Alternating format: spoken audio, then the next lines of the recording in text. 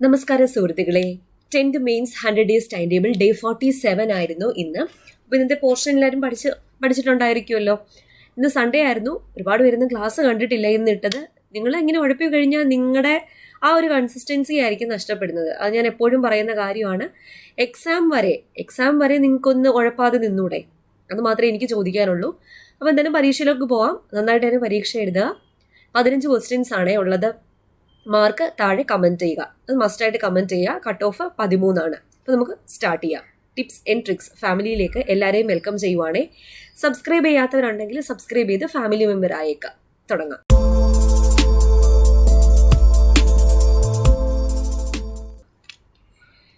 Tenth mains 100 days time table day 47 exam. ആദ്യത്തെ ചോദ്യം.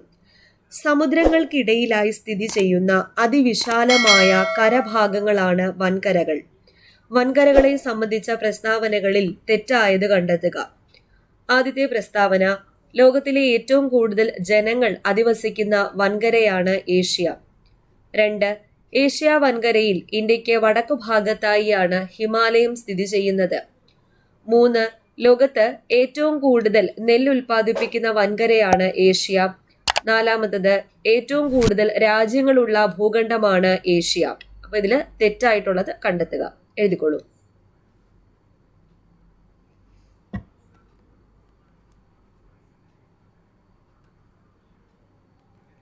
2. അന്താരാഷ്ട്ര നെല്ല് ഗവേഷണ കേന്ദ്രം സ്ഥിതി ചെയ്യുന്ന രാജ്യം ഏതാണ്? Philippines, Mexico, Myanmar, India.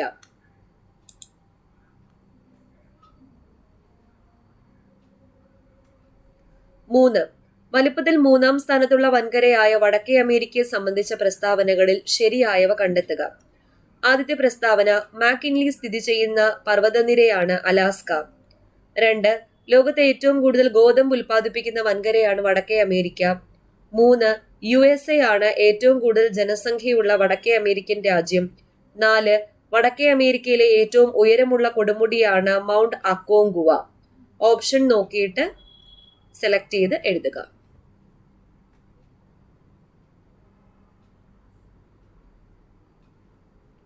5.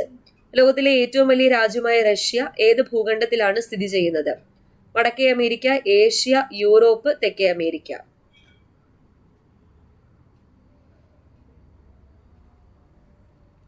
6. ലോകരാജ്യങ്ങളെ ജനസംഖ്യയുടെ അടിസ്ഥാനത്തിൽ ക്രമീകരിക്കുക. ഇവിടെ തന്നിരിക്കുന്ന 4 രാജ്യങ്ങളാണ്. അപ്പൊ ഇതില് 1, 2 ആദ്യത്തെ സ്ഥാനം, രണ്ടാമത്തെ സ്ഥാനം അങ്ങനെയാണ് അറേഞ്ച് ചെയ്യാനുള്ളത്. ഇവിടെ തന്നേക്കുന്നത് ചൈന, ഇന്ത്യ, ബ്രസീൽ, അമേരിക്ക. അപ്പോൾ ആദ്യത്തെ സ്ഥാനം അങ്ങനെയാണ് അറേഞ്ച് ചെയ്യുന്നത്. വെച്ചാൽ കൂടുതലുള്ളതാണ് അറേഞ്ച് ചെയ്തത്. ഏറ്റവും കൂടുതൽ ആദ്യം അറേഞ്ച് ചെയ്യുക, പിന്നെ 2-ാം സ്ഥാനം അങ്ങനെയാണ് അറേഞ്ച് ചെയ്യാനുള്ളത്.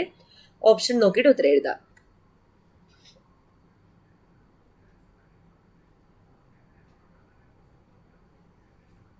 7. 15:18 x:144 ആയാൽ എക്സിന്റെ വില എത്രയാണ്? 60, 72, 90, 120.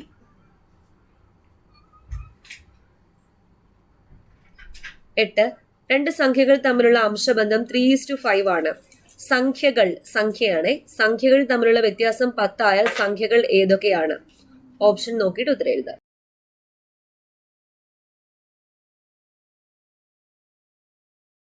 9. 2a = 3b = 4c ആയാൽ a:b:c എത്രയാണ്? 10. പ്രാദേശിക താപ വ്യതിയാനങ്ങൾക്ക് കാരണമാകുന്ന ഘടകങ്ങൾ ഏതൊക്കെയാണെന്ന് കണ്ടെത്തുക. സൗരോർജം, സമുദ്രനിരപ്പിൽ നിന്നുള്ള ഉയരം, സമുദ്ര സാമീപ്യം, മുകളിൽ പറഞ്ഞതെല്ലാം.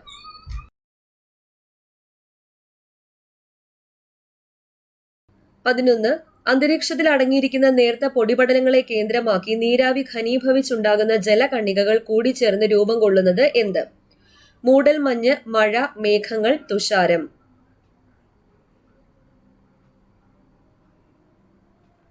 12. ഒരു നിശ്ചിത സമയത്ത് ഒരു പ്രദേശത്ത് അനുഭവപ്പെടുന്ന അന്തരീക്ഷ അവസ്ഥയ്ക്ക് പറയുന്ന പേരെന്ത്? കാലാവസ്ഥ, ദിനാന്തരീക്ഷ സ്ഥിതി, വർഷണം, ഇവയൊന്നും അല്ല.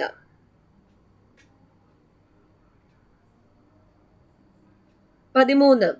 ഇവിടെ 2 പ്രസ്താവനകൾ തന്നിട്ടുണ്ടേ. ആദ്യത്തെ പ്രസ്താവന: വായുവിന്റെ സാന്ദ്രത കുറയുന്നത് മൂലം വായുമർദ്ദം കുറയുന്നു. രണ്ടാമത്തെ പ്രസ്താവന: ഒരു പ്രദേശത്തെ ആർദ്രതയെ അന്തരീക്ഷ താപം സ്വാധീനിക്കുന്നുണ്ട്. ഓപ്ഷൻ നോക്കിയിട്ടേ അനുയോജ്യമായത് കണ്ടെത്തി എഴുതാനാണേ.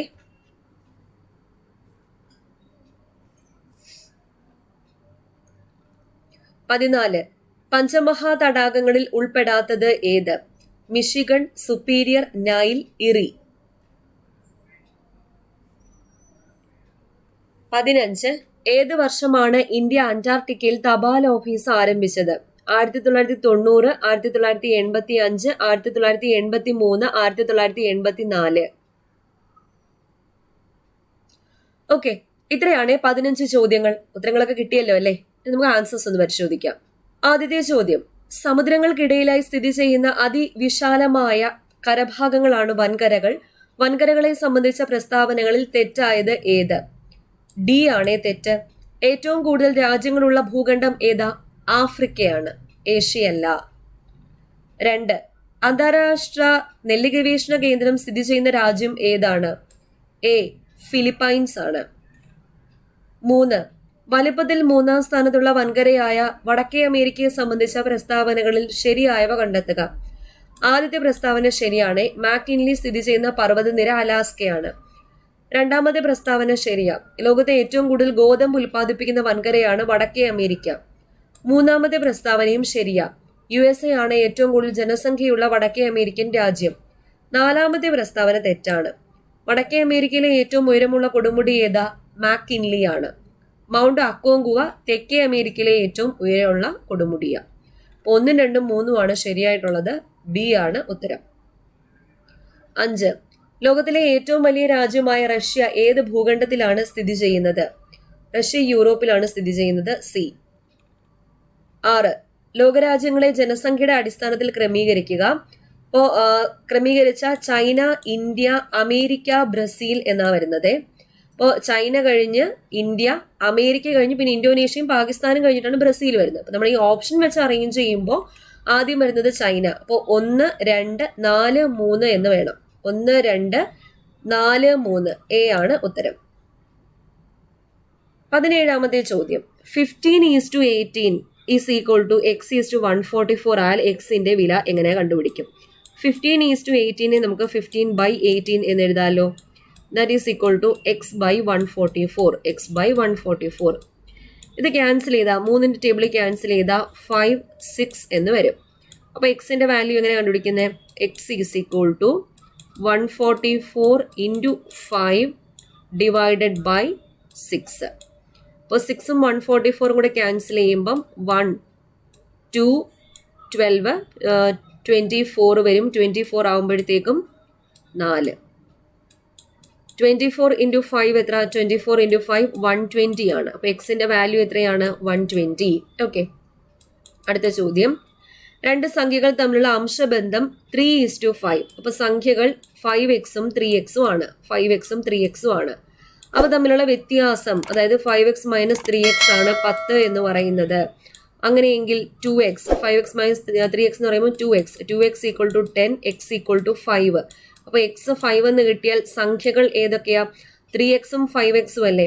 അപ്പൊ 3x, 3 × 5 15, 5x, 5 × 5 25. അപ്പൊ സംഖ്യകൾ ഏതൊക്കെയാ? 15ഉം 25ഉം ആണ്. എ ആണ് ഉത്തരം. 9 2a = 3b = 4c, a:b to c എന്താണ്? അപ്പൊ ഇങ്ങനെ തന്നിരുന്ന 2a = 3b = 4c ഇങ്ങനെ തന്നിരുന്നു കഴിഞ്ഞാൽ എ കണ്ടുപിടിക്കാൻ വേണ്ടി എ ഇല്ലാത്ത ബാക്കി ടേംസ് മൾട്ടിപ്ലൈ ചെയ്താൽ മതി. അപ്പൊ എ ഒഴിവാക്കിയിട്ടുള്ളത് ബിയും സിയും. 3 × 4, 3 × 4 എന്ന് പറയുമ്പം 12. അതുപോലെ ബി കണ്ടുപിടിക്കാൻ വേണ്ടി ബി ഇല്ലാത്ത ബാക്കി 2 ടേംസ് 2aയും 4cയും, 2ഉം 4ഉം കൂടി മൾട്ടിപ്ലൈ ചെയ്യുമ്പം 8 എന്ന് വരും. സി അതുപോലെ സി കണ്ടുപിടിക്കാൻ വേണ്ടി സി ഇല്ലാത്ത ബാക്കി 2 ടേംസ് 2aയും 3bയും 6. അപ്പൊ a:b:c എന്ന് പറയുമ്പം 12:8:6 എന്ന് വരും. ക്യാൻസൽ ചെയ്യാലോ.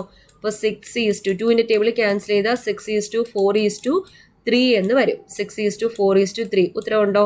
ബി ആണ് ഉത്തരം. 10 പ്രാദേശിക താപ വ്യതിയാനങ്ങൾക്ക് കാരണമാകുന്ന ഘടകങ്ങൾ ഏതൊക്കെയാണെന്ന് കണ്ടെത്തുക. ഡി ആണ് മുകളിൽ പറഞ്ഞതെല്ലാം. 11 അന്തരീക്ഷത്തിൽ അടങ്ങിയിരിക്കുന്ന നേർത്ത പൊടിപടലങ്ങളെ കേന്ദ്രമാക്കി നീരാവി ഘനീഭവിച്ചുണ്ടാകുന്ന ജലകണികകൾ കൂടിച്ചേർന്ന് രൂപം കൊള്ളുന്നത് എന്താ? മേഘങ്ങളാണേ. സി. 12 ഒരു നിശ്ചിത സമയത്ത് ഒരു പ്രദേശത്ത് അനുഭവപ്പെടുന്ന അന്തരീക്ഷ അവസ്ഥയ്ക്ക് പറയുന്ന പേരാണ് കാലാവസ്ഥ. കാലാവസ്ഥയാണ്. എ. 13 രണ്ട് സ്റ്റേറ്റ്മെന്റ്സ് തന്നിട്ടുണ്ട്. അത് 2 പ്രസ്താവനകളും ശരിയാണ്. എ ആണ് ഉത്തരം. 14 പഞ്ചമഹാ തടാകങ്ങളിൽ ഉൾപ്പെടാത്തത് ഏത്? നൈലാണ്. സി. 15 ഏത് വർഷമാണ് ഇന്ത്യ അന്റാർട്ടിക്കയിൽ തപാൽ ഓഫീസ് ആരംഭിച്ചത്? സി ആണ്, 1983.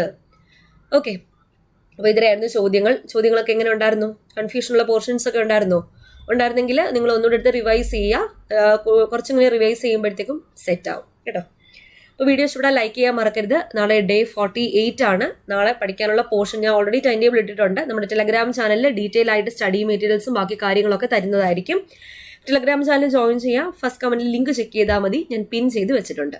ഫ്രീ ആയിട്ട് തന്നെ ജോയിൻ ചെയ്യാം. അപ്പോൾ വീണ്ടും കാണാം. Thank you.